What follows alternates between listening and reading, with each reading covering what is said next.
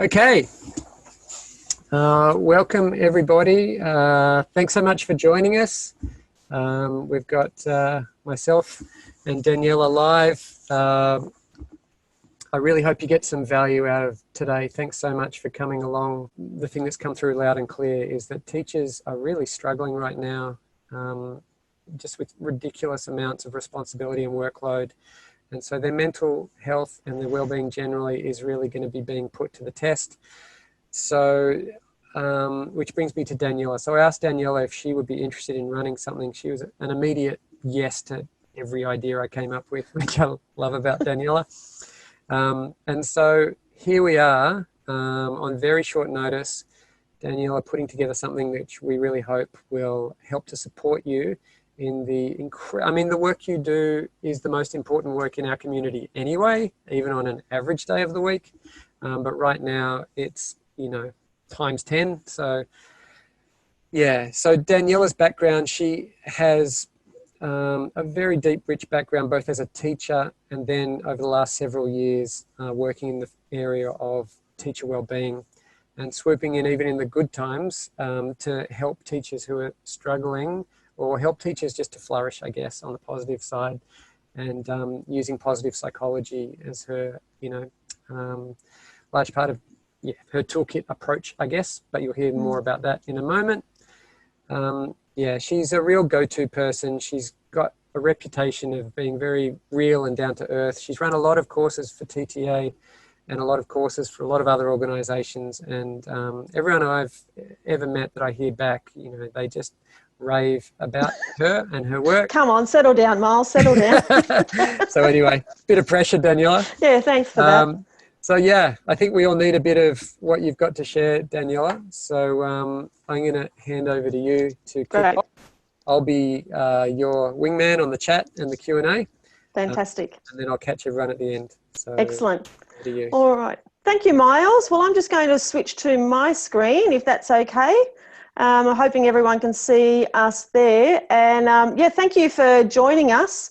Wow, what an incredible time it is. I can't even begin to understand what's going on myself in the world, let alone anybody else. But I see and hear the news every day, and schools are the first thing happening in the news. And we're talking about the economy, we're talking about health, we're talking about all these different things are happening. And I'm getting emails daily. I'm getting information or messages on social media daily. Teachers are overwhelmed and frustrated. They feel like babysitters. So I don't know if you feel like that as well. But I wanted to, when I spoke to Miles, we really spoke about, well, what can we do immediately? Often when I talk about teacher wellbeing or staff wellbeing in schools, one of the first things I say is there's no magic answer and there's no magic pill. But my goodness, there are some things that we can begin to do immediately. So I'm hoping to share some of those things with you here today. And as we go through, please feel free to write things in the chat box. And I'm happy to sort of, as Miles, being the amazing CEO of Teacher Training Australia, is going to be an exceptional wingman. So I'm very grateful for that. So I'm going to run through a couple of things. Like Miles said, this will be recorded, and so you'll have a copy of everything. And of course, if you have any questions after this, please feel free to email me at any time, or you can go to the website www.teacher-wellbeing.com.au, and all that information's down there anyway. So where do we begin? My gosh, this is how I felt. This picture here, we're plodding along, we're planning life. I run workshops in schools 4 or 5 times a week, and then something comes from the side, and we think, oh my gosh, what do we do now? Totally unexpected. And we see things that are happening in Europe. We see things that are happening in China. We see things happening around the world. And we really question, is this really going to happen to us? And now I feel like we're on this rapid of things are moving very, very quickly, and life's really uncertain. For me personally, I'm having to draw on all of my own skills. My anxiety is high. When I'm in my home, I feel really safe. I feel really comfortable. And then I watch the news and my anxiety goes up again. And then I go out to the shops and I see empty shelves and I think, oh my gosh, should I be doing something as well? I have two sisters that live in the States. I have a sister that lives in San Francisco that has been in complete lockdown for 2.5 weeks, and another sister that lives in Los Angeles, and she also has been in lockdown. I've got another sister that lives at Cherrybrook, and she's got 4 young children under the age of 10. She's withdrawn them from school and is doing the best that she can. And we connect with each other frequently, but we're hearing lots of different mixed messages, which is quite frustrating as well. I personally, also, I'm an asthmatic, and I'm prone to chest infections. So I'm having to really draw on all of my own personal skills. I'm having to draw on my mindfulness. I have to be really present. If I get caught up in everyone else's stuff, I find I lose my way. And so I want to share with you some of the things that I've had to do for me. And can I just preface it by saying I don't have all the answers, and I don't even have any answers, but what I do have is some strategies. So one place I thought would be good to start is in the fact that there's a term called VUCA, and it's a way to describe what's actually happening in the world. Now, this is a term that stands for volatile, uncertainty, complexity, and ambiguity. It's a term that was actually coined after the Cold War through army students or in the US. And it was what they used to describe what they were walking into. And I think it's something that's been brought more and more into corporate world, into business world, and into management world. And what it results in is helping us really understand flexible thinking.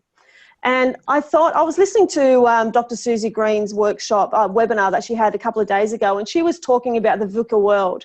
And her and I have spoken about this numerous times before. And I thought it's just the perfect way to describe how I was feeling and how I'm still feeling. The fact that things are volatile, things are happening so quickly. There is so much uncertainty. For me personally, I run workshops in schools 4 times a week. Overnight, that stopped. And so what do I do now? How do I be now? How can I be of service now? Then, of course, there's complexity. There's massive system change. There's a health crisis. There's a financial crisis. There's a psychological crisis. There's mental health that we need to be concerned about. There are so many competing demands. You've got nurses, doctors, teachers. It's all so complex. And then, of course, there's ambiguity. Every day we turn on the news, there's a new message. And we think, wow, I feel really confused. And I know a lot of people feel confused as well. So what does all this mean? I'm hearing teachers constantly talking about, I had an email the other day actually, and it was a lady saying, we feel so much pressure from the system and we're being asked to take lessons online and we've got 1 week's notice. I'm working across years 7 to 12. So I'm working with 12-year-olds to 18-year-olds. Then there's the pressure of HSC students. Then they might have their own children at home as well. Then some platforms work, some platforms don't work. Some students have IT, some students don't have computers. Then if it works, what if some students are sharing their computers with, they've got 4 or 5 young people at home and they're sharing one device? It's complicated. I don't know if you'd like to share some of your thoughts of what's happening for you, but we certainly welcome you to share what's happening for you as well. Are there any things happening in the chat there at the moment, Miles, that I need to maybe think about? Or you've got them spellbound. Spellbound already? Wow. How exciting. Awesome. Yeah, please feel free, people, to put my skills to the test if you want to throw in any questions. It is possible that they're there and I haven't seen them, but I don't think there are any right now. I suppose one thing I suppose also to acknowledge, Miles, is that there are some teachers, there's many teachers doing phenomenal things. I was reading something from a friend the other day, and it was a nurse dropping off her children to school, and she was almost in tears to the teacher saying, "I'm so sorry." And the teacher was saying, "Oh my gosh, we're here working with you. Please don't be sorry, because I'm here to support you like you're here to support me."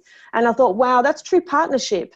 And it's those little moments of connection that need to feed us and really support us. And I think it's really important to hold those sorts of moments as much as possible. But I also want to acknowledge that times are extremely tough for teachers across the globe. I've had emails from Hong Kong, from New Zealand, from South Carolina in the US. And these things are happening everywhere. So we're not alone, and we need to just really acknowledge that times are tough. So Daniela, we've got someone commenting that as a casual teacher, Yeah, they feel so much uncertainty, and also with 4 kids under 14. absolutely. Wow. Basically, yeah, as casual teachers must feel quite isolated right now. Absolutely. As schools pull together as teams, to support one Yeah. another, that's really tough for those casual. And it really comes into that space or that sense of belonging too, Miles, doesn't it? I mean, we want to feel that we belong to something. I know a few years ago, so six or 7 years ago, when I was starting my business, Teacher Wellbeing, I did 3 years of casual teaching. And you never quite felt like you belonged in anywhere. So it's really important, maybe using social media to connect to there are amazing groups connecting. So I know we've got some groups, there's other groups that are online as well that are there to support people. And of course, you've got other support groups such as BU, which is Beyond Blue. Reachout.com has incredible resources as well. So it's important to connect to people. I'll just mention at the end of this, what we want to do when we get in touch later on, when the course is ready to go online, we'd love to also just feed through a list of resources that we've discovered.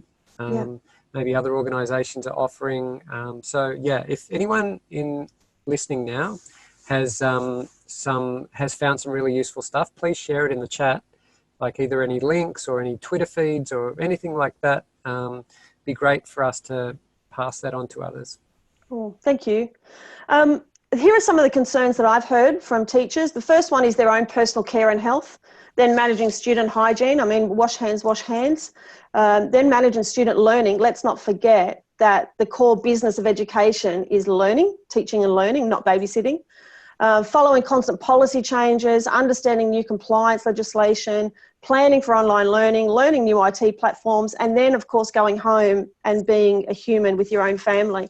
So it's complicated. And I want to really acknowledge that there's no one way, and we need to acknowledge the complications that actually exist.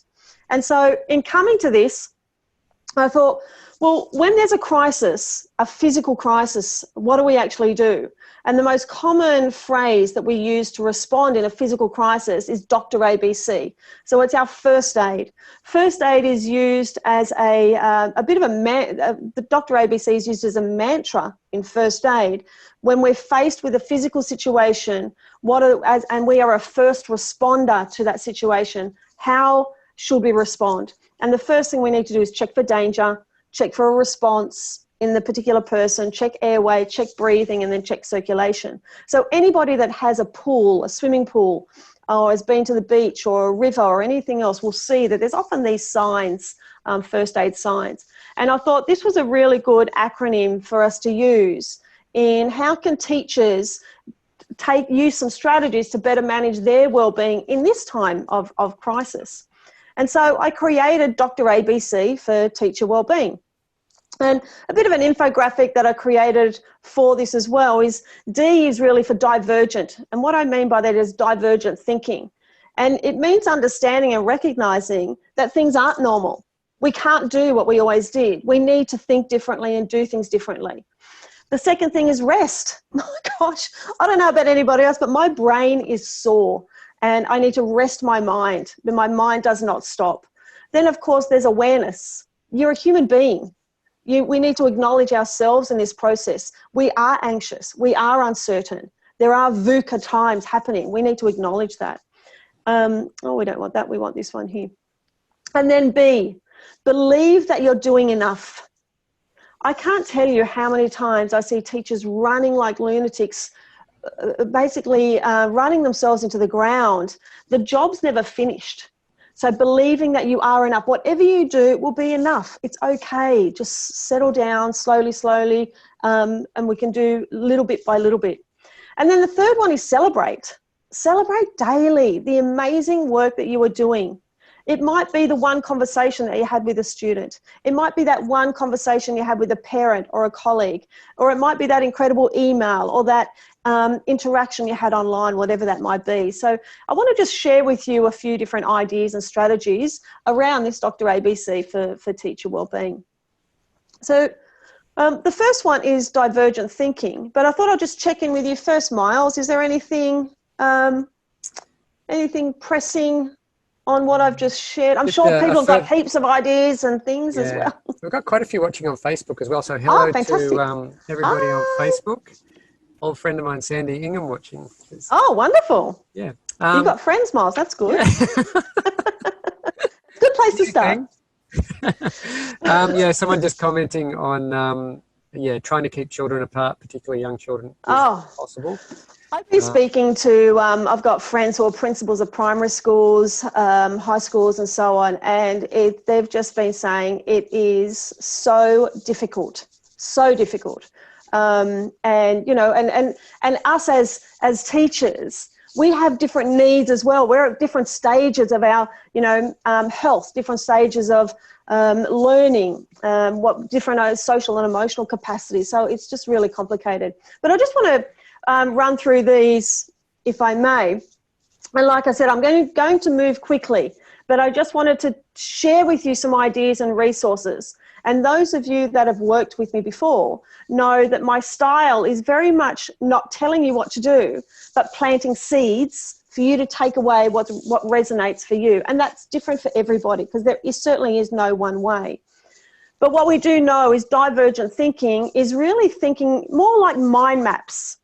And in education, with so much compliance, often it's we do one thing, then we do another thing, then we follow that, and once that's done, we do another thing, and we do another thing. And we're so, sometimes, not always, sometimes we're so regimented in our thinking of this is how I've always done it. And it's really stretching us to say, well, okay, what's another way of doing it?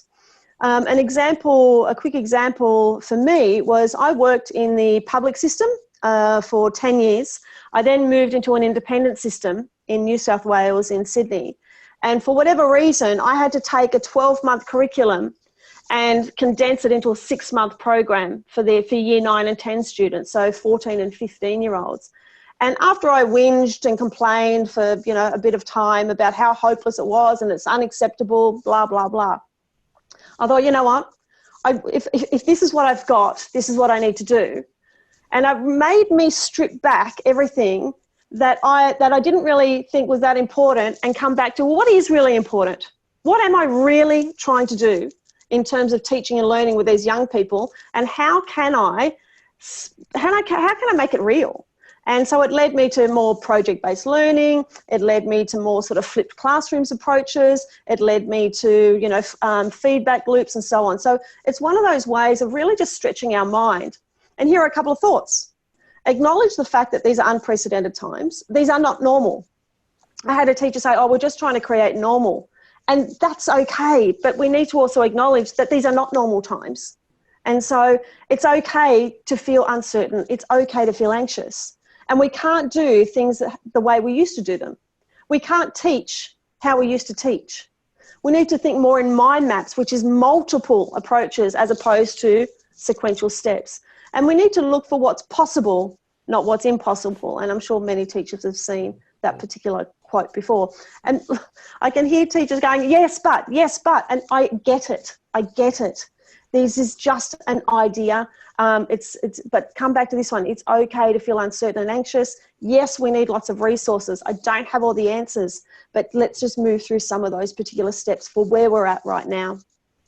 The next one is R. Rest your mind.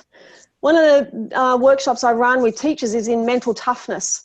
And the reason I talk about mental toughness is because we suffer from mental fatigue. Did you know that we can be involved in up to 1,500 decisions a day? So when we come home and our families say to us, what movie do you want to watch? We say, I don't care. And then our families say, do you want to eat pizza or pasta? And we say, oh my gosh, stop talking to me. I cannot make another decision. So we need to really rest our mind. And especially if we're working from home, then we need to be sure that we've set some boundaries for ourselves. But one of the biggest things we can do to rest our mind is mindfulness. Now, mindfulness does not mean meditation. Meditation is a type of mindfulness, but there are many things that we can actually do. One activity is this. Some of you may have seen these before. I've just grabbed some of these from the internet. One of them, so in this moment, so for when I finished watching the news, I'm feeling anxious, And the first thing I'll do is I'll go outside and I'll say, okay, what are 5 things around me that I can see? And then I close my eyes. And then I think, what are 4 things that I can touch? What are 3 things that I can hear? What are 2 things that I can smell? And what is 1 thing that I can taste?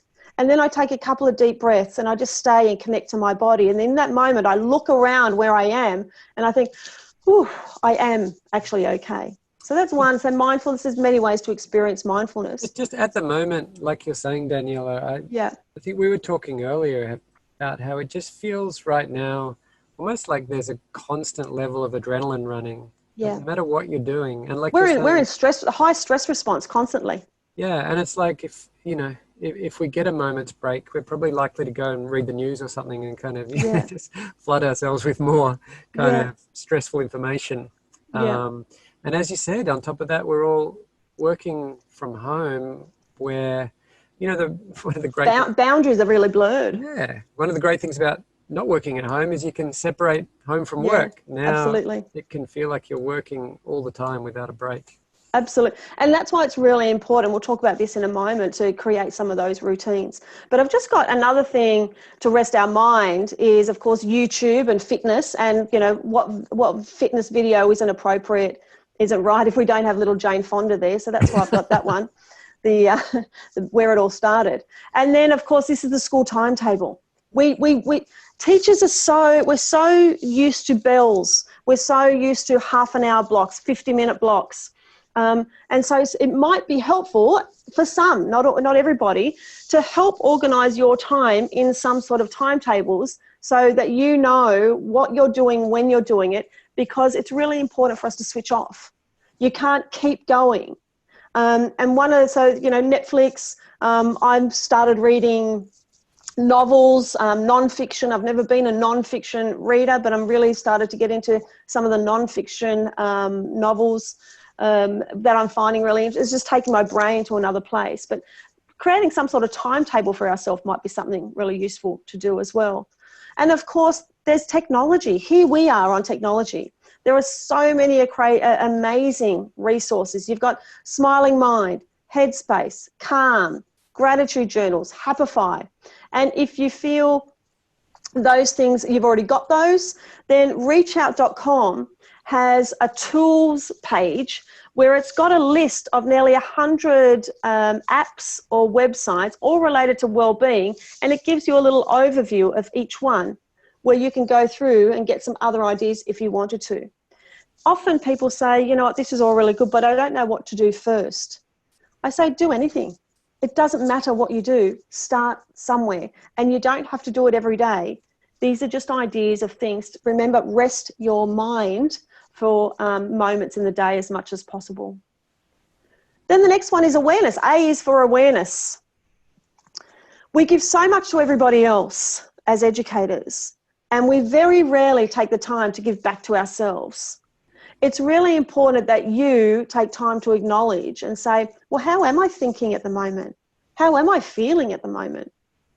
How am I connecting with people around me at the moment? How am I supporting my physical energy at the moment? And then also, how am I living my beliefs and my values, which are really important as well.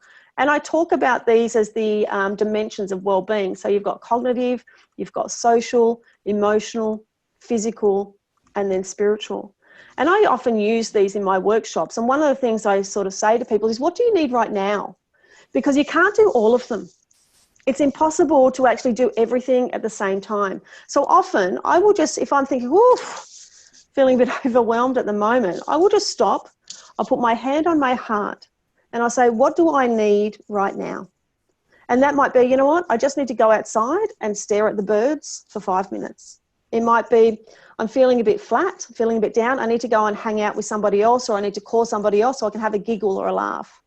It might be actually I need to just have a quiet cup of tea. I need to go to the gym. Oh, we can't go to gyms anymore. I might need to run up and down some stairs at home. Or I might need to do some prayer, or might need to connect to my beliefs and values. But asking ourselves, what do I actually need? Because as educators, you know, I don't know if you've heard of the, I mean, because you've been a teacher, Miles, you know, we often talk about the fact that as teachers, we need to have eyes in the back of our head. And one of the things that I say to teachers is forget having eyes in the back of your head. Have eyes on top of your head, because you need to put yourself in the picture. You are a human being who's part of it. And we forget that we are a human because we're so concerned with supporting and helping everybody else. It's really important we actually say, well, what do I need right now as well? I reckon, I mean, that I think is probably where a lot of the overload is coming. Yeah. Where as a teacher, you have so many people to worry about right now. Absolutely. You know, you've got all your students and what's going on for them, and then everyone's in crisis. Your family and your, you know, the families of your students and your own kids and your own friends and your parents and your grandparents. And so, but I think teachers, I don't know, teachers probably kind of run at capacity anyway for concern for others. But now, it's just everybody's got the capacity, and teachers have gone beyond. Do you know why teachers get so stressed? Teachers get so stressed because they care so much. We hold so much. We hold everything so much. We want to give so much. And the reason we get so worried is because I care about this young person in front of me. I care about all of them. I care about their learning. I care about their welfare. And I care about my colleagues. I care about my parents at home as well. So, you know, it becomes we that do care. issue that our healthcare workers are facing as well at the moment. Oh my gosh, absolutely. That's a whole other ballgame, yeah. But where, you know, we and they, everybody needs to support sustainable action, you know. So the teachers who are overwhelmed now, we're going to need them still to be working, you know, in a month, in 2 months, in 3 months, in 4 months. So, absolutely. and same for our healthcare workers. So these are the ones who are at highest risk of definitely not coping. And so, the best way you can serve and care is to look after yourself right now. Yeah, and one of the things I talk about is you need to fill your own cup. You can't pour from an empty cup. You need to put something back in the cup. These are a couple of resources that I have, just a chat box. These are related to the 5 dimensions of wellbeing. These are little wellbeing reminders. I'm super excited. I've been working for 2 years on a teacher wellbeing journal. I was going to have a stand at the PISA conference in Sydney. It's the Positive Education Schools Association conference at the Sydney Exhibition Centre. And I've been planning for 2 years the launch of this and the development of this, planning to release it, and the conference is cancelled. But I'm still super excited to be sharing this. I haven't got it in my hands yet. It should be arriving, if not this weekend, Monday. So, and that's something that I'm looking forward to sharing with people as well. Excellent. But the B is for believe you are enough. One of my catchphrases constantly is you're a human being, not a human doing. It's not what you do that matters. It's how you be, and it's the connections that we have. And one of the greatest flaws that we have as teachers is perfectionism. The biggest bully that we have in the entire world is the one that lives up in here that says, I'm not enough, I have to do more. Now, I don't know about you, Miles, but I'm sure it's the same for you, because it certainly was for me. There was always another resource to create. There was always something else to do. There was always another website to research. There was always new changes to curriculum. And right. I felt like the job was never finished, ever. And every time you felt like a resource was great, there'd be a change or a shift, or it didn't connect with that student, so you'd have to do something different. And it's constant. Yeah, it's such a tough element of teaching. It really is. Every lesson you ever gave, the reality is it could have been better. Yeah, always. And that's great. You beat yourself up about that, you know. And that's the difference. It's the beating yourself up. And given there's so much volatility and uncertainty, and if we've already got this mindset that I need to keep going and I need to keep improving, we're going to be killing ourselves. So we need to really check in and say, hang on a second, all right, what I've created, it's not perfect, but is it okay? Is it suitable? Are the students going to get something from this? And so we need to stop and say, well, you know what, that's okay for now. And this is where I laugh at this, because I've had so many inquiries about growth mindset, and I've run workshops on growth mindset, and often it's teachers saying, oh, can you come and run a workshop to teach our teachers how to teach our students to have a growth mindset?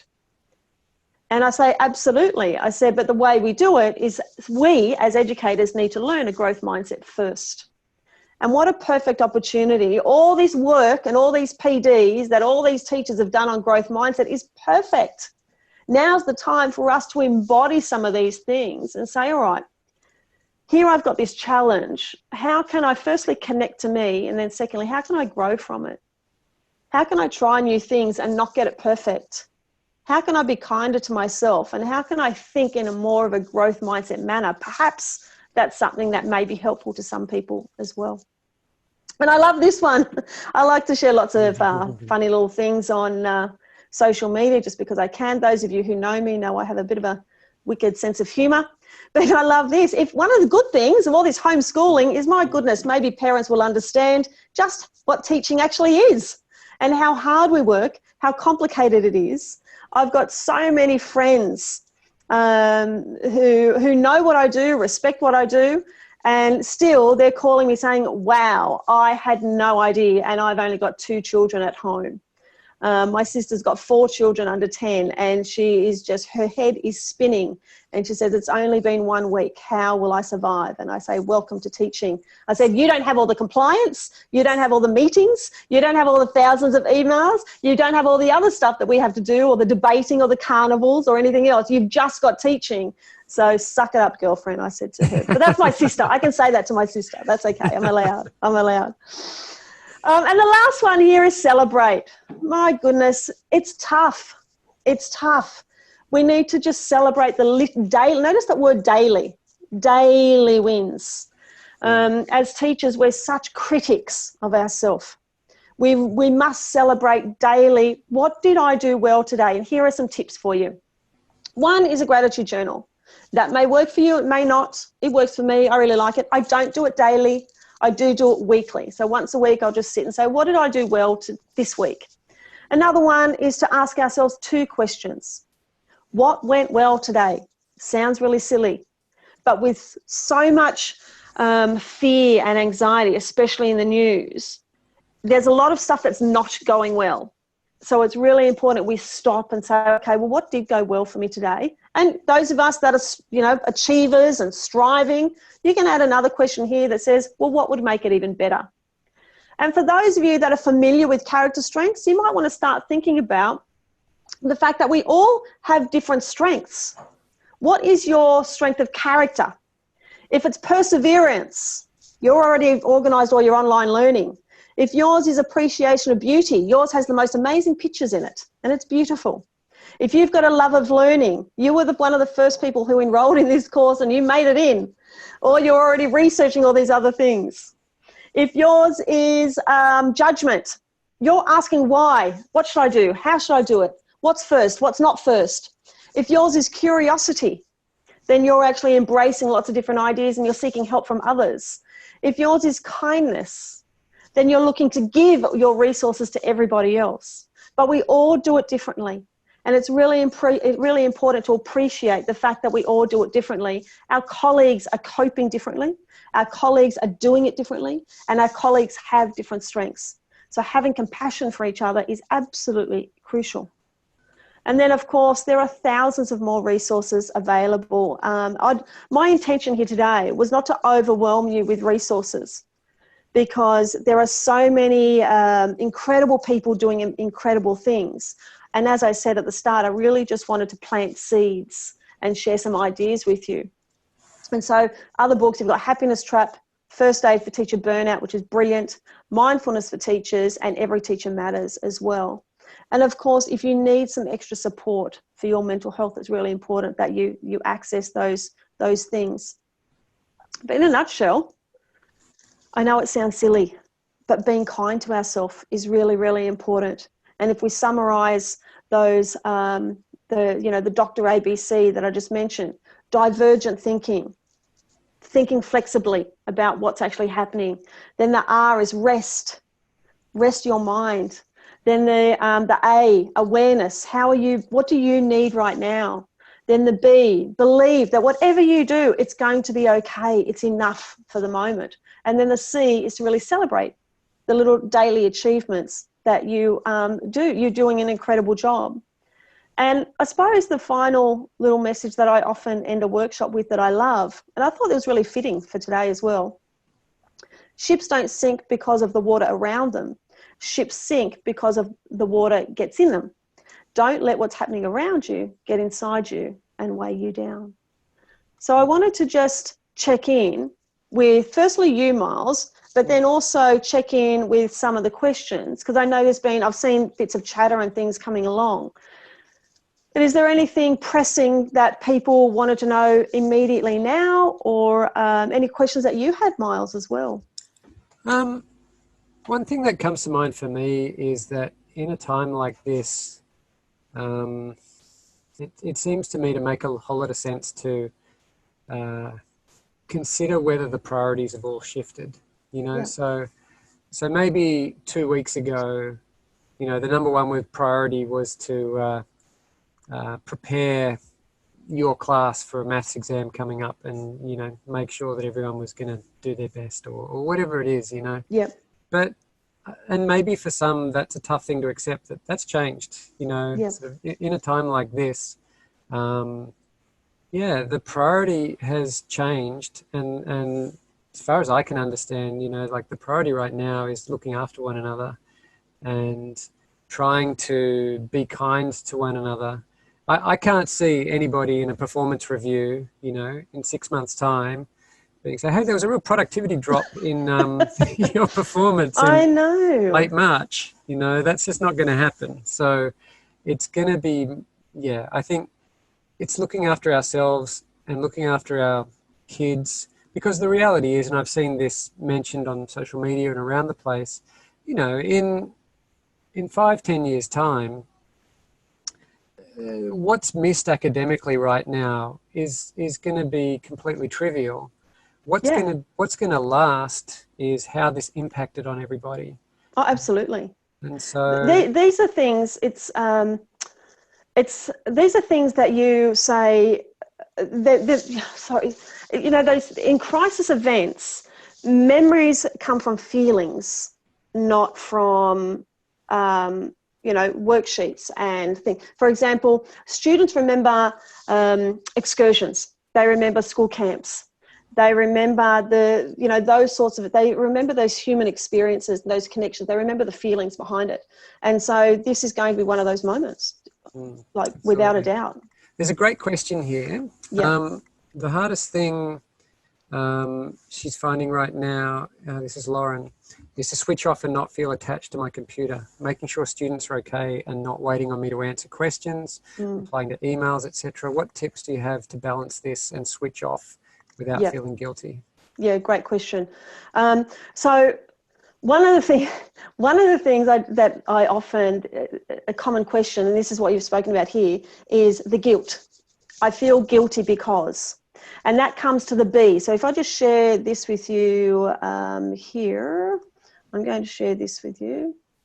How can I go? Why is that? No. How do I do? Oh, there we go. Yes, let's do that. This is the B. Share from screen. There we go. The B. And this is believe that what you're doing is enough. Because it's a matter of saying, okay, I've got this much stuff in my cup. And I give here, and I give here, and I give here, and I give here. At some point, you have to say the cup's empty. And it's you managing you to say, I've done what I can today. Because if you're sitting there and available 24/7, you're going to run yourself dry. It's not physically possible. You wouldn't do that at school. So it's really important to create some boundaries for how you're going to do that at home. And it might be setting some perimeters, like we would in a classroom. Like, again, this is online learning is not my expertise, so I'm just sharing my opinion. And it might be saying to the students, I will be available from this time to this time for your questions. Feel free to email me. However, I will only be responding between this time and this time, perhaps. Yeah, I think another one with that, and there's so many people are dealing with this, we need some version, some new way of containing things. And so I think even to possibly say, hey, look, get your questions ready, however you're currently connecting with students, if it's in a Zoom session or if it's in a, whatever the environment, and sort of corral them, say, look, have your questions ready. I'm going to be answering all of them at this time. Yeah. And then because, I don't know, it depends on you. For some, I find writing much more taxing than speaking. Yeah. So if they can email you them through, and then you can, or you can even, record them on your phone, or however you're communicating with students. Maybe you can corral it and do it verbally rather than having to sit and individually. Because then, if more than one are asking the same question, everyone's getting the same answer. Well, one thing I did, I've been lecturing at Western Sydney Uni for 10 years. And one of the things that we used to do, and there'd be 300 students in a course, and you'd answer the same question 40 times. And so we created discussion boards, and every time a student gave the same question, we just said, refer to discussion board, refer to discussion board. And so it's about finding those sort of platforms that perhaps are available. But just to make a similar example, like, working in a school environment. So let's go, normal school. There were times I just could not be available to students all day, every day. There was times where I said, for example, it might be second half of lunch is not available, or recess on this day is not available, whatever it might be, or period 1 on a Monday, Miss Felecki is not available. And it was just, it's about creating those spaces for ourselves in this context as well. And keep in mind, what's driving, I want to help, is the big heart. What's driving, I need to be available, the fact that you care. And that's a beautiful quality. And understand that quality, love yourself for having that quality, and saying, you know what, I also need to put some boundaries in place for my own well-being. Because if this goes on for a few months, how can you can't keep doing that. Yeah. Another little tip which can work well on email is to create an autoresponder, which kind of clarifies things for people. Thanks for your email. I'm looking at email between these times, or whatever. So people get an automatic response letting them know what to expect. So they're not sitting there waiting for an answer from you. The other thing I'll just comment on that, we're going to be running some other webinars as well. And we're going to be targeting any of these issues that teachers are struggling with right now. We're definitely going to do one on running video learning like Zoom and that kind of thing, how to get yourself up to do that. So keep an eye out. We're experts now, aren't we, Miles? Experts, actually, as much of a pro as I am right now, if people had seen me, what was it, 2 minutes before the we launched, and we're living the dream, Miles, living the dream, we are. My green screen fell down when my 14-year-old came in to find his shoe. Anyway, nobody saw that. So there's another question here. How can schools promote staff well-being and ensure teachers stay positive and connected? You're asking there, how can we find world peace? So it's really complicated. I come back to the domains of well-being. Well-being is complicated. There's cognitive. So how can I track the good things? So cognitive well-being. Who are my support network? Social. So checking in, touching base. I know Miles and I were talking about we're having catch-ups with our friends via Zoom. I'm having a dinner party on Sunday afternoon via Zoom. So having a cocktail party with my sister next week in San Francisco via Zoom. It could be 9 o'clock in the morning for her, but that's all right. I'm sure she'll probably still do it anyway. But so there's coming back to the simple things, but realizing that wellbeing's complex. There isn't one answer. There's many things, and we all do it differently. We all respond to stress differently. We all cope differently. There isn't one answer, but if we start with the domains, cognitive, social, emotional, physical, spiritual, then it gives us some place to start to ask better questions and have better conversations. The biggest thing is from the conversations that we have. For example, Professor Michael Kavanagh at Sydney University, he says, the quality of the conversation determines the quality of the relationship. The quality of the relationship determines the quality of the organisation. How do we support staff wellbeing? Have better conversations. Not what's wrong with the world, not what the system's not doing, but what are we doing to help each other? What is working well? How can we better support each other, ask better questions, and then we can have better relationships?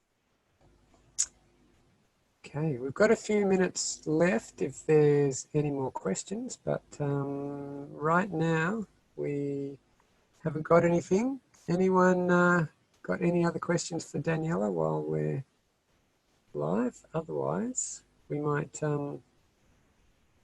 wrap up?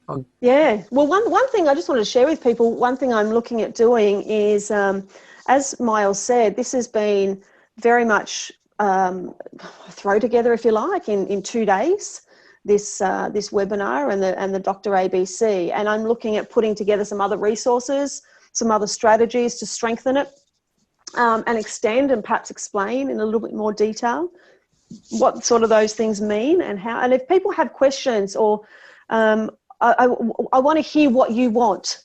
I want to hear what you need. I want to hear what messages your staff need to hear. But can I just, it's complicated. There isn't one blueprint for it, I'm afraid. There isn't an action plan. There's just a mind map of activities that we could play with. But I really welcome your feedback, because I want to know how I can best contribute, because I'm not in a school anymore.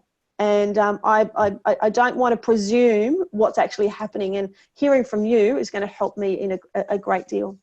So, and I really appreciate all the people being here on board today as well. So thank you. Yeah. So someone was just asking how they can they share this with their colleagues? So the answer is yes. So we're going to be emailing everybody with details of how that can happen, so that people can log in and do that at their leisure after we've done this. So I think I welcome people's feedback as well. If there's something that I, glaringly missed, or there's something that you wanted to know more about, like I said, please feel free to email me, comment on the Facebook page, or you'd go onto my website, teacher-wellbeing.com.au, or TTA website as well, whichever works. And I think, out there. I think like all of you, we're all in this together, and truly, this is our best go at helping you guys out in what's going on for you right now. You're having your best crack at helping out your schools, your students, the families. And I think I just had the funny thought, so who should we get to do this? Who in the world is an expert at helping teachers who have just been forced to teach online because there's a global pandemic? Who's the go-to person on that? Because I was thinking, a lot of this stuff Danielle is presenting, that's kind of clearly come from her, work in schools at a regular point in history. But I just was chuckling to myself, well, yeah, perhaps there's not a lot of, well-researched material out there on, how to school best in a pandemic. So we're all having a crack at being kind and supportive and generous and helping each other. And I'm seeing so many really lovely examples in our communities. And being quick to share that stuff around, I think, as well. In our local neighborhood at the moment, while people are still allowed outdoors, this thing has just flared up where everybody, it's called the Great Bear Hunt. We've got heaps in our neighbourhood as well. Big bear, bigger than me, with a big umbrella in the rain. I love all the it. kids are out hunting for bears on the footpath. I believe we're having a gin and tonic party straight after this with some neighbours. We're sitting on inside of our fence. They're sitting outside on the footpath. So everybody's, it's lovely to see how people are innovating and being kind and generous and looking after each other. And because just a little reframe with that, Miles, is that something that I've been sharing and talking about is it's not social distancing, it's physical distancing. We need to maintain our social connections. The social connections are everything. Every teacher in the world is in the same position. I had an email from a teacher from Hong Kong, and he said, Daniela, we've been in lockdown for 9 weeks because there were a few weeks with the schools went into lockdown with the protests, and now we've been in lockdown for 5 weeks due to Corona. That's 9 weeks. He said, we are struggling. And it's one thing to be in our homes, but it's really important that we don't isolate our social connections. And this is where these sorts of platforms are so important. So even as teachers move to their own little silos, maintaining those social connections, I think, are absolutely essential to realise we're not in this alone. We are here together. We've got a comment from Sonia. She started watching with an empty cup. now it is full, and I feel much less anxious. Thank Oh, you. wonderful. I hope it's not full, I hope it's not full of gin, is it? So that's lovely. Oh, Another wonderful. comment, important to consider how the system can influence well-being rather than expecting the individual to take all the responsibility. Can I Yeah. just endorse that question? I really, one thing that I think about a lot is how we do tend to dump well-being on the individual. Yes. And it's like yet another thing you have to take responsibility for, Yeah. other than stopping your kids eating junk food and everything else on the planet. Add it to the list. Yeah. Yeah, you're a loser if you can't look after your own well-being. Yeah. I absolutely endorse that. We need to look after ourselves, as Yeah. a community. We need to look after one another. And there are so many changes that can be made at a systems level to cause flourishing. So many town planning decisions, so many tiny things that can be done. And so, But I think yeah. that's one of the good things about this. I think, Miles, one of my phrases is break down, break through. So we have to sometimes break down to break through into new ideas. And I think education is not going to be the same. It can't be the same again. And if anything, one of the positives I'm hoping from this is it's going to highlight all the BS that we can strip back.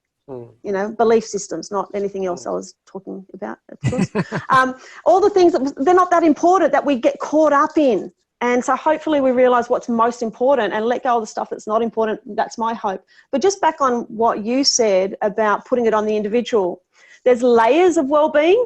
The first layer is the individual because, for example, the council can build all the bike paths in the world, but if you still drive your car, it doesn't help you. So the individual must contribute at some level. But then the other layer is the community and the other layer is the system. And Helen Street's got and those are things that are out of our control, basically. And they need to be addressed as well. Helen Street has an amazing book called Contextual Wellbeing. And she talks about the context and the layers of wellbeing that need to be addressed. And that individual wellbeing is oversimplified, which I highly agree with. So I hear what you're saying and agree with you wholeheartedly. The system has to change, but it does still, in my opinion, start with the individual and then there's the layers. Yeah, it's, if your boat is sinking, then clearly it wasn't your fault. Yeah. But if you can't swim, you're in trouble. Totally. What a great analogy. I love it. Absolutely. And I hope that this Dr. ABC is helping people swim. Yeah, exactly. It's giving some strategies to, I don't think the Dr. ABC is going to necessarily help you thrive or flourish, but I'm hoping it helps you stay afloat so we can start to calm down, so we can start to integrate what's actually happening, and so we can start to actually have some compassion for ourselves in this absolutely unique, unprecedented, crazy time that schools are being asked to hold everything and you just can't.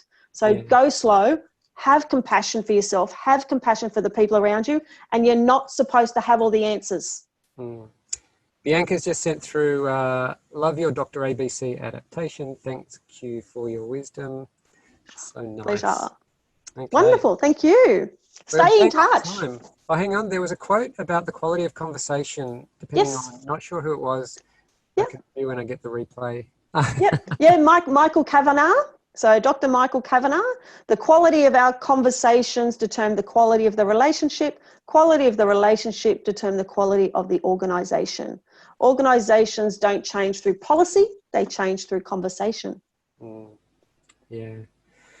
Okay, we're going to be very... I could go on forever, so stop me now, please. We're going to exert some discipline and wrap it up because we've reached our time. So I'm going to now attempt a totally professional screen share transition.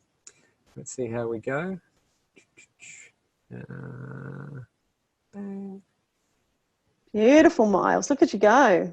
You'll be producing ABC News in a minute.